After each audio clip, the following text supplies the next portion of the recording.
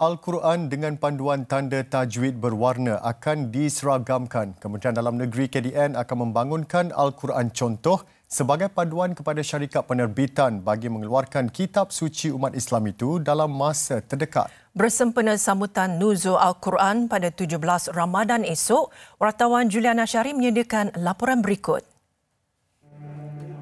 Setakat ini, 893 terbitan Al-Quran mendapat perakuan KDN sejak 1987. Seliaan dilakukan bahagian penguatkuasaan dan kawalan. Setiausaha Muhammad Sanusi Abdul Karim menjelaskan setiap permohonan disemak 35 ahli lajnah tasdik Al-Quran yang juga hafiz sebelum perakuan betul dikeluarkan Lembaga Pengawalan dan Pelesenan Pencetakan Al-Quran LPPPQ yang terdiri daripada Ketua Pengarah JAKIM, 13 mufti dan seorang wakil Kuala Lumpur dan Labuan. Jelas beliau kebiasaannya tiada kesalahan teks dikenal pasti memandangkan ia diambil dari draft yang telah mendapat kelulusan sebelum ini. Sebaliknya perhatian tertumpu kepada masalah teknikal pencetakan yang lain seperti bertindih atau kabur. Ada juga inovasi-inovasi yang dikemukakan oleh syarikat-syarikat seperti warna, pilihan warna. Kadang-kadang warna tu tidak standard atau mengikut apa yang kita gariskan lah. So itu kadang-kadang lembaga memberi teguran jugalah. Ditanya mengenai Al-Quran digital juga dalam bentuk elektronik, pihaknya mengakui ia di luar kawalan.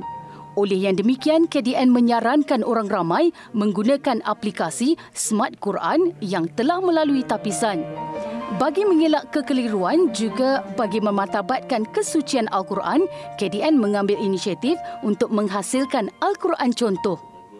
Mesyuarat lembaga yang terkini ialah meluluskan satu standard ataupun garis panduan apa dia yang kita rasa sesuai untuk masyarakat kita di Malaysia dari segi warna, dari segi tandanya. So perkara itu mempunyai implikasi yang besar dan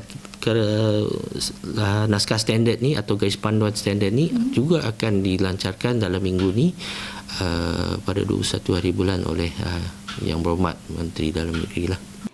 KDN juga menurutnya membuat naziran terhadap 60 kilang berlesen secara berkala bagi memastikan produk akhir itu di tahap yang terbaik. KDN memantau Al-Quran yang diimport dengan kerjasama Jabatan Kastam agar Al-Quran yang dijual di pasaran telah melalui semakan dan diperakui.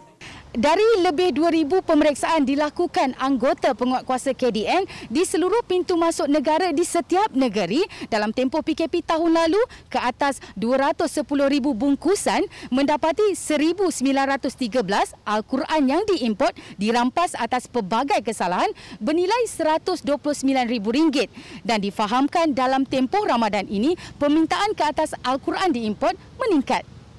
Bekas pensyarah Fakulti Pengajian Al-Quran dan As-Sunnah USIM Dr. Kamilin Jamilin yang juga pengerusi Akademi Al-Khair Ahli Majlis Fatwa Wilayah Persekutuan dan Perlis pula berpandangan dalam kegairahan umat Islam mengejar pahala bertadabur, mereka dipertanggungjawabkan untuk memastikan ibadah mereka itu tidak sia-sia.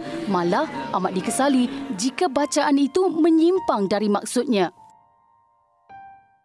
Cuma nasihat daripada saya adalah kita berhati-hati di dalam menggunakan mushaf Al-Quran, yakni kita gunakan mushaf yang telah disemak oleh KDN, Kementerian Dalam Negeri, yang telah dipastikan kesahihannya, ejaannya oleh lajnah pentasih Al-Quran kita.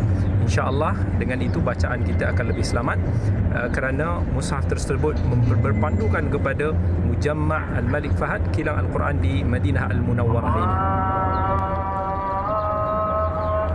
Juliana Syarin, TV3.